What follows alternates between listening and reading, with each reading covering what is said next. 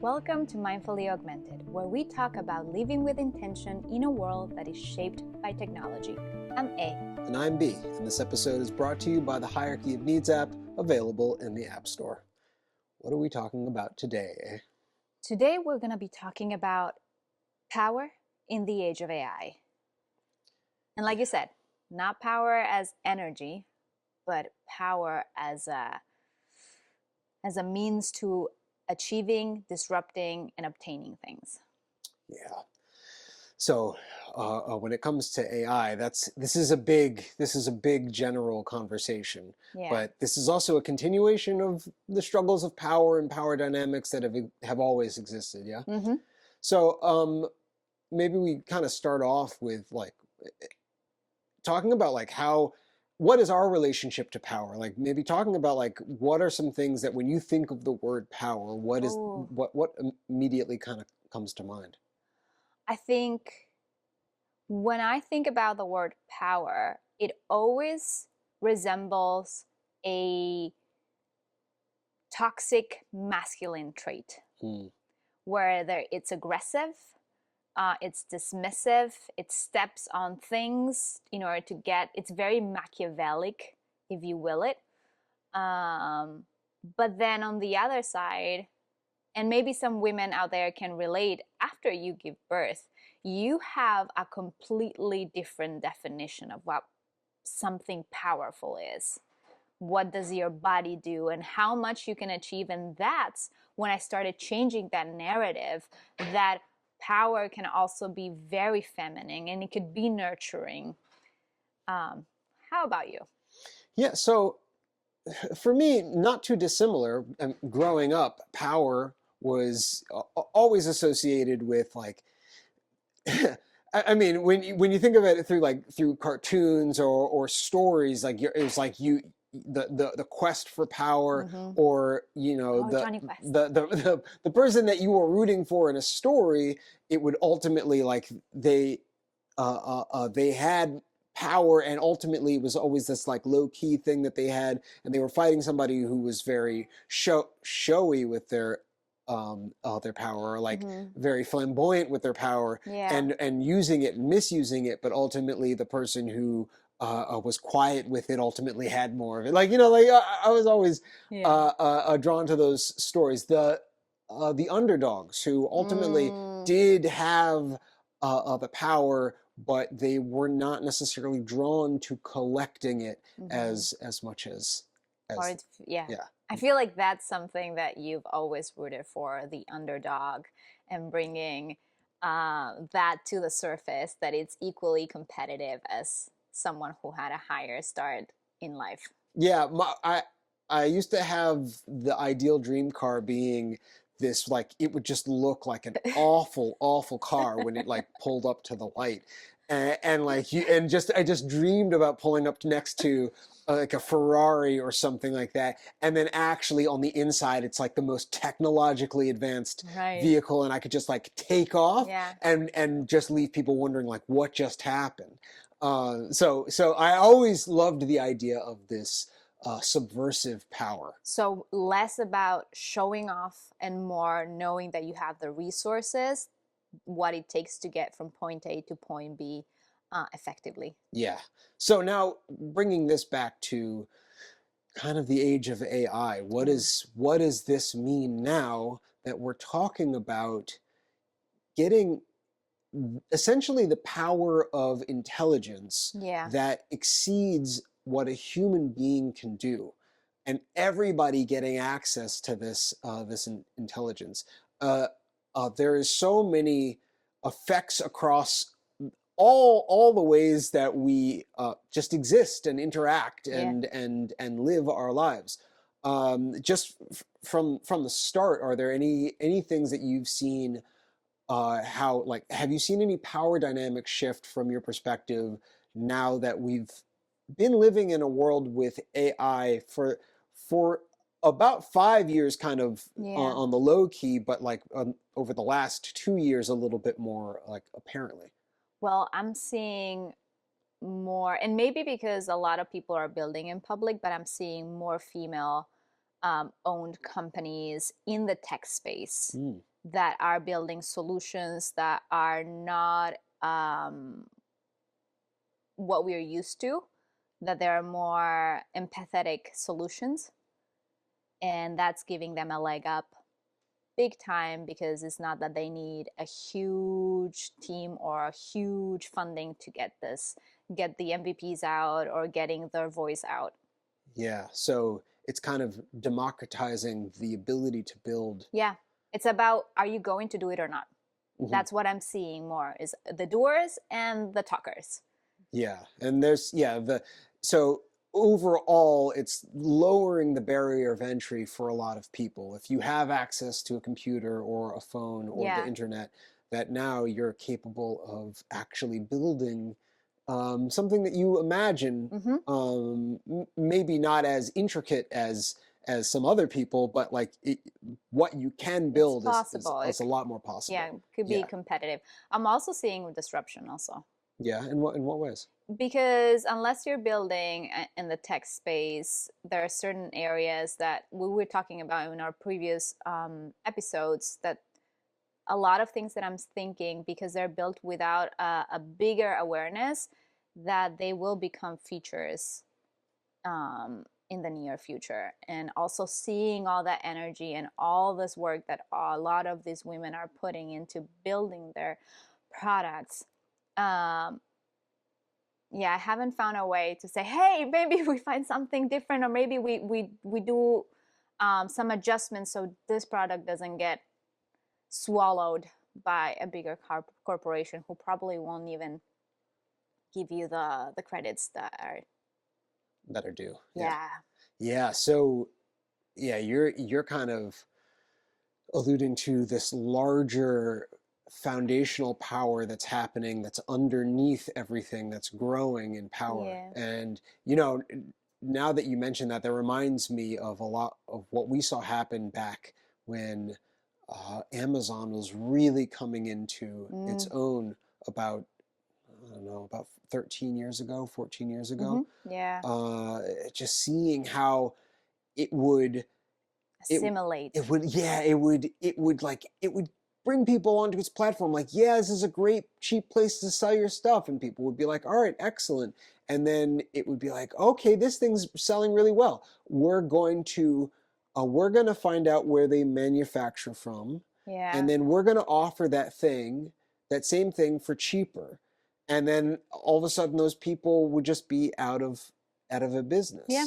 Yeah. Yeah. And then we also, was it Chewy.com? No, diapers.com. Diapers.com. I Yeah, used to that buy all the diapers for the girls through diapers.com, and then all of a sudden it didn't exist. it didn't exist anymore. Yeah, And that I ended was up amazing. buying through Amazon.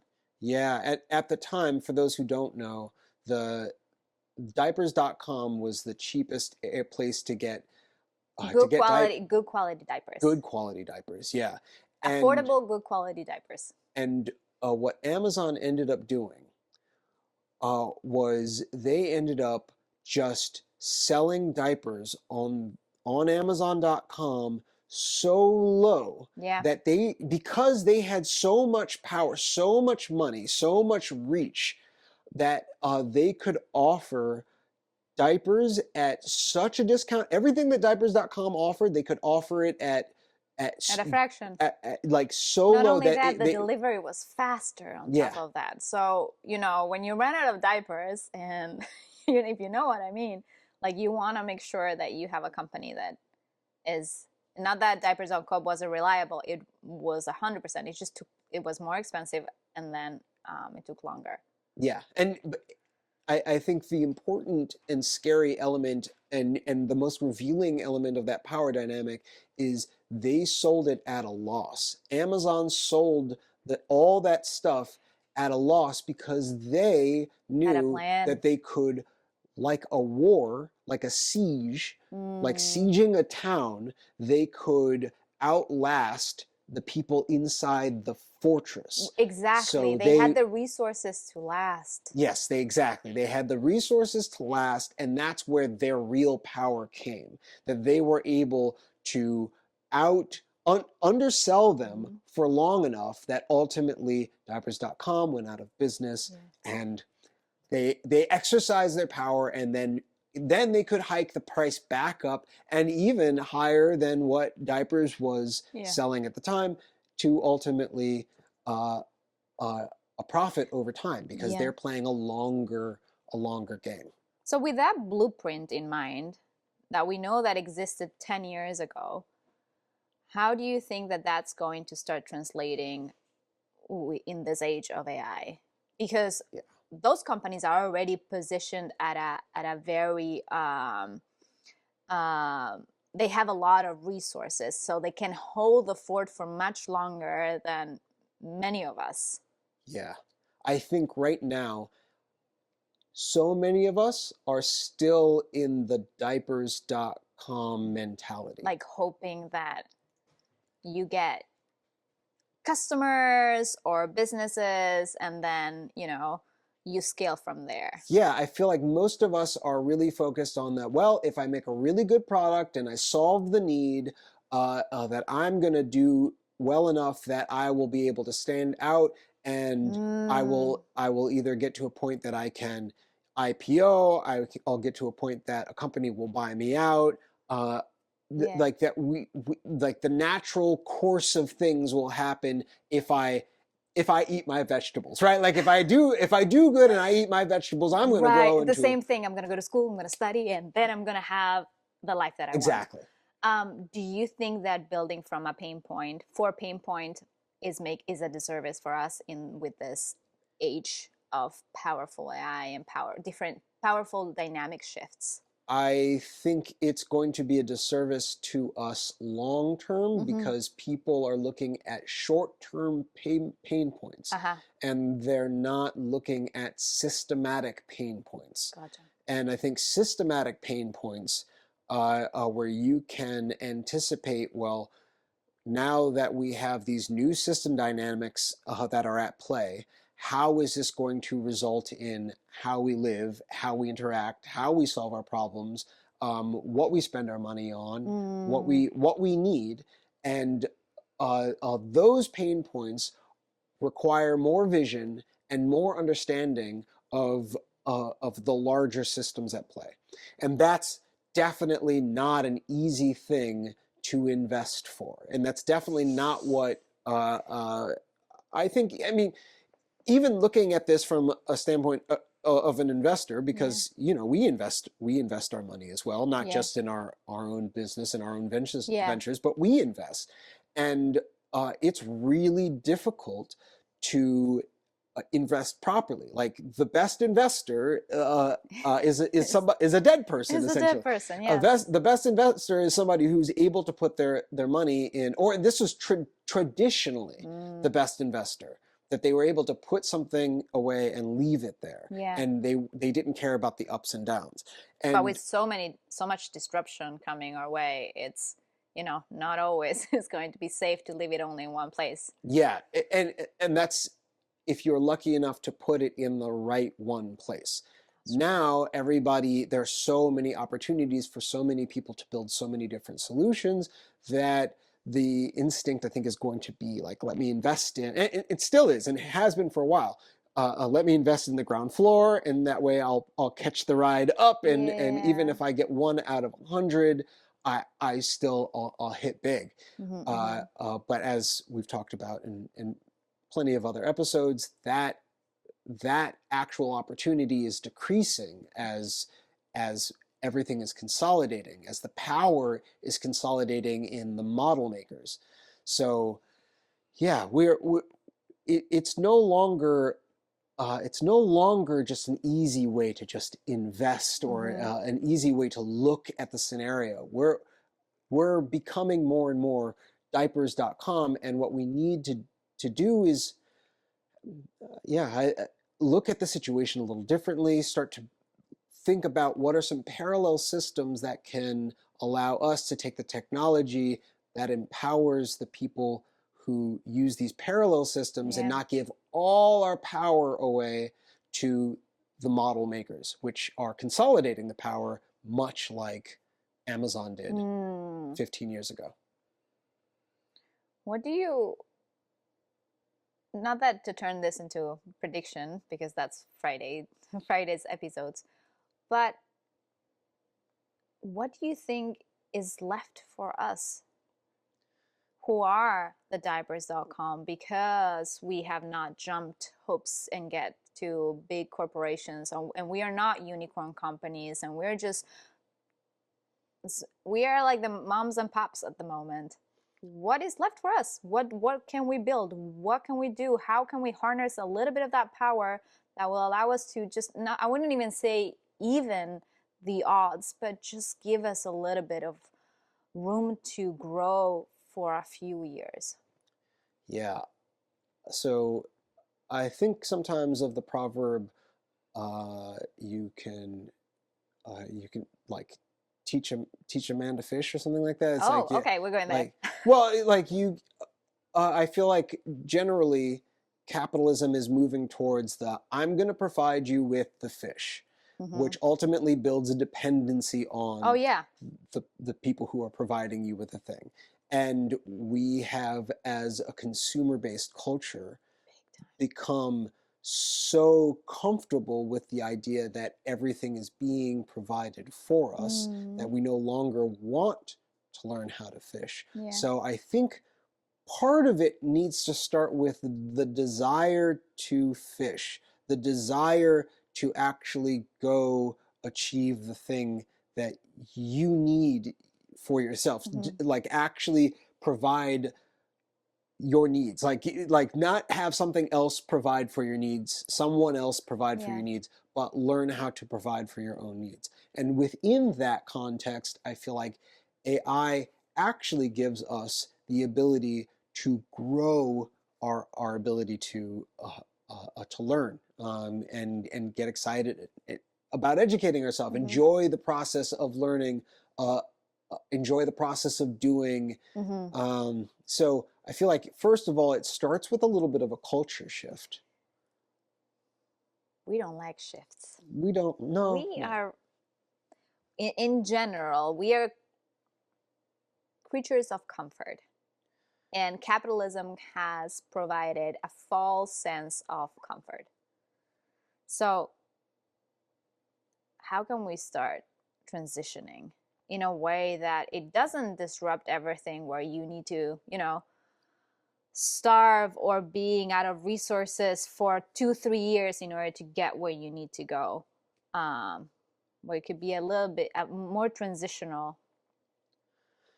Yeah, so And then that, maybe you don't have the I, answers, and that's okay too. yeah, It's yeah. just like, and not that, I'm interviewing you as if you have all the answers, but those are the things that are like, yes, we do need to do a lot of these changes. But if anything that I've seen with my clients is that changes need to be gradual. They need to be, if you can have accountability partners or a community or support, they're going to be more long lasting. And then you need to have awareness of why are you doing those changes. Yeah, I definitely don't have all the answers, but as you know, I spend maybe too much time thinking about this stuff. And At I'm least so grateful more. for that. I am so grateful because I get a summary version of what everything is going on, and I can digest it better than if I put myself there at the forefront. Yeah. So when it comes to what do we do? How do we make these moves? How Mm-hmm. do we transition? Like, yeah, we don't like change when it feels forced or foreign. But I feel like people do like change when it feels fun. People do like change when it feels novel and like a chance at experiencing something that Hmm. they've only fantasized about or dreamed about, and now they have the opportunity to actually experience. And I feel like AI represents an opportunity to package the things that we need Mm-hmm. in a way that we uniquely want. But And is it sustainable for the needs that we actually need, as talking about like physiological needs? yeah, is it sustainable? Only time will tell. Mm. I think the most important thing is how do we start? Yeah. Where are we going? Mm-hmm. Do we have a destination that we feel is better than the place that we're at? Mm-hmm. And I feel like once you have the destination, generally, it doesn't have to be specifically, but a general direction to face, that then you can actually start to align your efforts, align your resources, accept the reality of the world that's going on, accept the power dynamics that are happening that are going to influence you, and do the things within your power to not necessarily resist directly the power infrastructure that might be bigger than you, but redirect it like you're surfing a wave or Tai Chi, that you can redirect that energy in a way that it can actually propel you on the course in the direction that you want to go.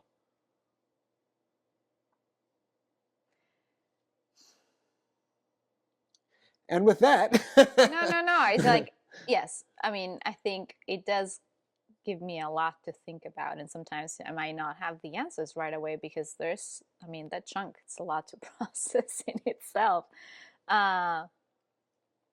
Just to close this episode, talking about power and AI, do you think there will be a time where its power will be a little bit more balanced and distributed in a way that it's more even, or we're just going to keep separating the have-nots from the haves even further?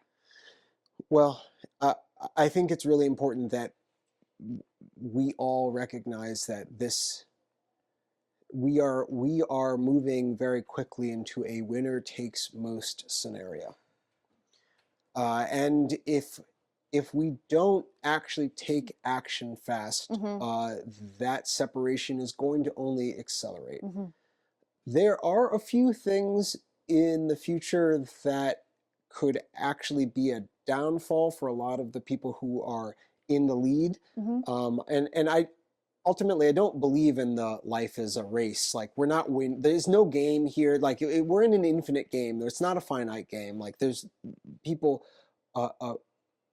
there's no winning anything, but there's a lot that we will lose if people consolidate power more and more. And we can talk about specifics in another episode, but if you start to look into people like Peter Thiel or even Elon Musk, people who are actually utilizing their money, their power to consolidate more power, more influence, that if we don't take action, things can accelerate and go into a worse place. So now is the time to it's a responsibility. Everybody needs to step up. Yeah, everybody needs to be stepping up and accountable to themselves to build the future that we want to build.